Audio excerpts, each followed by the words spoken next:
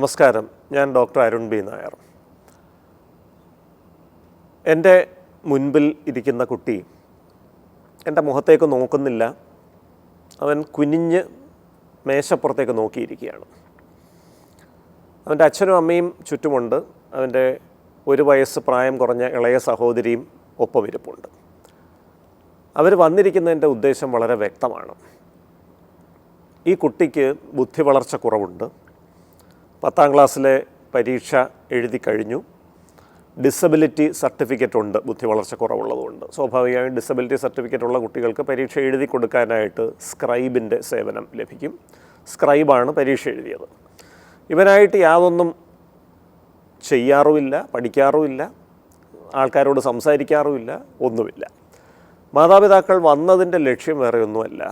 ഇനി 10ാം ക്ലാസ് വരെ ഞങ്ങൾ ഇവനെ പഠിപ്പിച്ചു, ഇനിയിപ്പോൾ ഇവനെ നോക്കിക്കൊണ്ട് നടക്കാൻ ഞങ്ങൾക്ക് ബുദ്ധിമുട്ടാണ്. ഇത്തരത്തിലുള്ള കുട്ടികളെ താമസിപ്പിക്കാൻ പറ്റുന്ന ഏതെങ്കിലും അനാഥ മന്ദിരങ്ങളോ ബാലമന്ദിരങ്ങളോ ഉണ്ടെങ്കിൽ അതിൻ്റെ കോൺടാക്റ്റ് വേണം. അതിന് വേണ്ടിയിട്ടാണ് വരുന്നത്. ഇളയ മകൾ 9ാം ക്ലാസ്സിൽ പഠിക്കുന്നു. 1 വയസ്സ് ഇളയതാണ് ഈ കുട്ടിയേക്കാൾ. അവൾ നന്നായിട്ട് പഠിക്കുന്നുണ്ട്.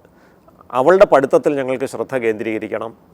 അവൾ നന്നായിട്ട് പഠിച്ച് ഒരു ജോലിയൊക്കെ കിട്ടിക്കഴിഞ്ഞാൽ ഞങ്ങളുടെ കുടുംബം രക്ഷപ്പെടും. നാട്ടിൻപുറത്തുനിന്ന് വരുന്ന കർഷകരായിട്ടുള്ള മാതാപിതാക്കളാണ്. അപ്പോൾ ഇത്രയും നാളും ഈ മൂത്ത കുട്ടിക്ക് വേണ്ടിയിട്ട് ഞങ്ങൾ സമയം ചെലവഴിച്ചു. പക്ഷേ അത് നേരെയാകുന്നില്ല. അവൻ ഇടയ്ക്കിടയ്ക്ക് പെരുമാറ്റ വ്യത്യാസങ്ങളൊക്കെ കാണിക്കും, പെട്ടെന്ന് ദേഷ്യപ്പെടും, അനിയത്തിയെ അടിക്കും, ചിലപ്പോൾ ചീത്ത വിളിക്കും. ഇനി ഇവനെ നോക്കിക്കൊണ്ട് നടക്കാൻ വയ്യ. ഇവനെ ഏതെങ്കിലും ഒരു സ്ഥലത്ത് കൊണ്ട് ആക്കണം, ഒരു അനാഥ മന്ദിരത്തിൽ കൊണ്ട് ആക്കണം. അതിന് വേണ്ടിയിട്ടാണ് വന്നത്. അപ്പം ഞങ്ങളുടെ ഈ സംസാരം നടക്കുന്നതിനിടയിൽ ഈ കുട്ടി ഒരു പേപ്പർ എടുത്തിട്ട് എന്തോ വരയ്ക്കുന്നുണ്ട്. അപ്പോൾ എന്താ വരയ്ക്കുന്നതെന്ന് ഞാനും ശ്രദ്ധിക്കുന്നില്ല, മാതാപിതാക്കൾ അങ്ങോട്ട് ശ്രദ്ധിക്കുന്നില്ല. അപ്പം ഞാൻ ഇതെല്ലാം കേട്ടതിന് ശേഷം അവരോട് കാര്യങ്ങളൊക്കെ ഒന്ന് അന്വേഷിച്ചു. ആ കുട്ടിയെ ഒന്ന് പരിശോധിച്ചപ്പോൾ 2 വിഷയങ്ങൾ ആ കുട്ടിക്കുണ്ട്. ഒന്ന്,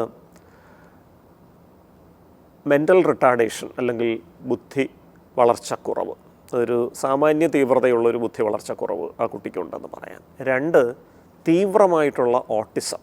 ആരുടെയും മുഖത്ത് നോക്കുകയോ സംസാരിക്കുകയോ ഒന്നും ചെയ്യാത്ത ഓട്ടിസത്തിൻ്റെ ഒരു തീവ്ര അവസ്ഥയുമുണ്ട്. ഈ 2 അവസ്ഥകളും ആ കുട്ടിക്ക് ഉണ്ട്. അപ്പോൾ ഞാൻ ഇങ്ങനെ ആ കുട്ടിയോട് സംസാരിക്കാൻ ശ്രമിക്കുമ്പോൾ അവൻ മുഖത്ത് നോക്കാൻ മടി കാണിക്കുന്നു, വളരെ പ്രയാസപ്പെട്ട് ഇങ്ങനെ നോക്കുന്നു, പറയുന്ന വാക്കുകളിൽ വ്യക്തത കുറവുണ്ട്. പേരെന്താണെന്ന് ചോദിക്കുമ്പോഴൊക്കെ പറയുന്നുണ്ട്, പക്ഷെ മറ്റ് പല കാര്യങ്ങളിലും വ്യക്തത കുറവുണ്ട്.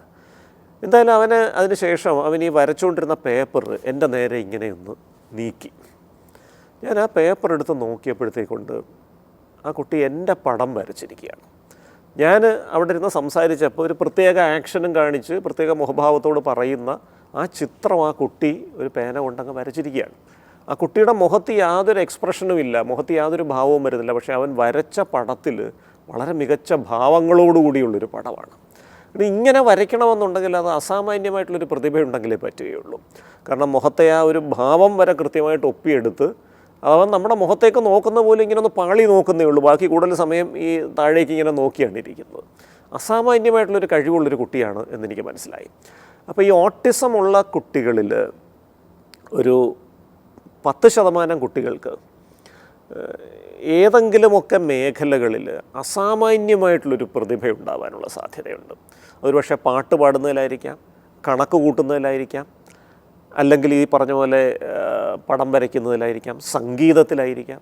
സംഗീതവുമായി ബന്ധപ്പെട്ടിട്ടൊക്കെ ഇത്തരത്തിലുള്ള പ്രതിഭകളെ നമ്മൾ കണ്ടിട്ടുണ്ട്.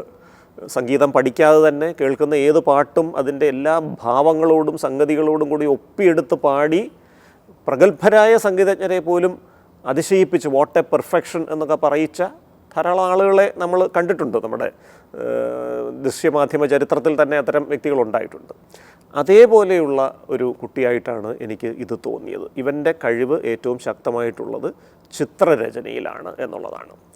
അപ്പോൾ ഈ ഒരു അവസ്ഥയെ സാവൻറ്റ് സിൻഡ്രോം എന്ന് വിളിക്കും. അപ്പോൾ സാവൻറ്റ് എന്ന് പറഞ്ഞാൽ അസാമാന്യമായ പ്രതിഭയുള്ളൊരു കുട്ടി.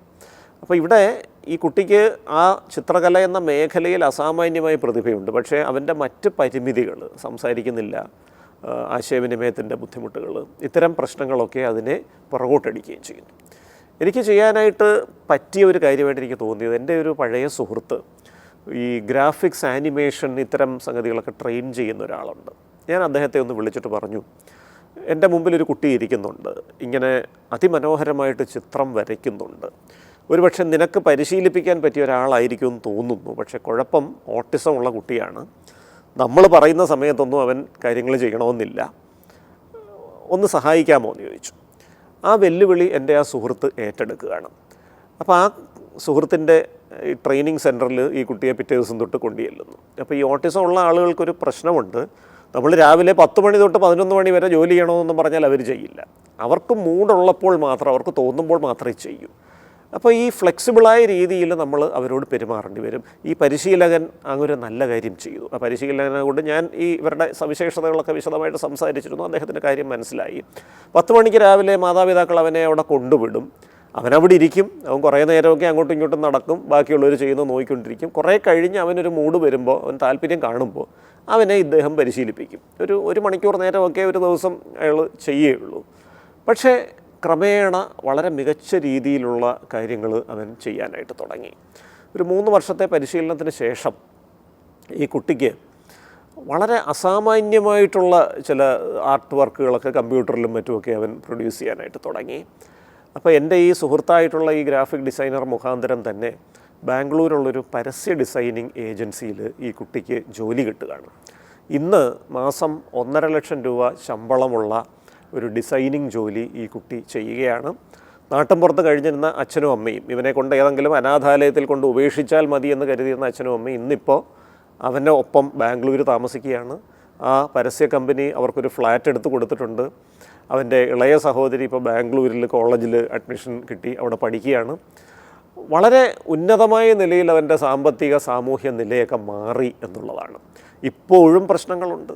ഇപ്പോഴും അവൻ്റെ എല്ലാ പ്രശ്നങ്ങളും മാറിയെന്നല്ല അർത്ഥം. ഒരു ഹോട്ടലിൽ പോയിട്ട് ദോശ വേണം എന്നവന് പറയാനറിയാം. ഒരു 10-20 ദോശകളുടെ പേരങ്ങോട്ട് പറഞ്ഞാൽ അവൻ ആശയക്കുഴപ്പത്തിലാവും. ചുറ്റും ആളുടെ സഹായം വേണ്ടി വരും. നാളെ രാവിലെ 11 മണിക്കകത്ത് ഇന്ന അസൈൻമെൻറ്റ് ഫിനിഷ് ചെയ്ത് തരണമെന്നൊന്നും പറഞ്ഞു കഴിഞ്ഞാൽ അവൻ ചെയ്യില്ല. അപ്പോൾ ആ പരസ്യ കമ്പനി ചെയ്യുന്നത് എന്താണെന്ന് വെച്ചാൽ വളരെ മികച്ച വലിയ പ്രോജക്റ്റുകൾ ഈ കുട്ടിക്ക് കൊടുക്കുന്നു.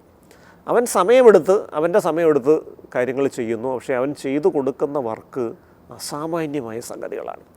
ടൈം ബൗണ്ടായിട്ട് ചെയ്തു തീർക്കേണ്ട ചെറിയ വർക്കുകളെല്ലാം മറ്റ് ഡിസൈനേഴ്സിനെ കൊണ്ട് ചെയ്യിക്കുന്നു. അപ്പോൾ ശരിക്കും പറഞ്ഞാൽ ഒരുപക്ഷെ ഒരു അനാഥാലയത്തിൽ പോയി പൂർണ്ണമായിട്ടും അവഗണിക്കപ്പെടുമായിരുന്ന, ആരും അറിയാതെ പോകുമായിരുന്ന ഒരു കുട്ടി ഇന്നിപ്പോൾ ലോകത്തിന് മികച്ച സംഭാവനകൾ നൽകിക്കൊണ്ടിരിക്കുകയാണ്. അവൻ്റെ കലാപരമായ കഴിവുകൾ കൊണ്ട് ലോകത്തിന് മുൻപിൽ സ്വയം പ്രകാശിപ്പിച്ചുകൊണ്ടിരിക്കുകയാണ്. അപ്പോൾ ഈ ഒരു കാര്യം നമ്മൾ ഓർക്കേണ്ടതായിട്ടുണ്ട്. ഇപ്പോൾ അംഗവൈകല്യമുള്ള കുട്ടികളാണെങ്കിലും ശരി, ബുദ്ധിമാന്ദ്യമുള്ള കുട്ടികളാണെങ്കിലും ശരി, ഓട്ടിസം ഉള്ള കുട്ടികളാണെങ്കിലും ചെറിയൊരു ശതമാനം കുട്ടികൾക്കെങ്കിലും ഇങ്ങനെ എന്തെങ്കിലുമൊക്കെ കഴിവുകൾ കാണും. ആ സ്കിൽ അസസ്മെൻറ്റ് ആൻഡ് ഐഡൻറ്റിഫിക്കേഷൻ, അവരുടെ ആ നിപുണതകൾ തിരിച്ചറിഞ്ഞ് അത് പരിശീലിപ്പിച്ച് അത് നല്ല രീതിയിൽ നമുക്ക് ഉപയോഗപ്പെടുത്താൻ കഴിഞ്ഞാൽ അവരെ ഒരുപക്ഷെ മുഖ്യധാരയിലേക്ക് എത്തിക്കാൻ നമുക്ക് സാധിക്കും. നമസ്കാരം.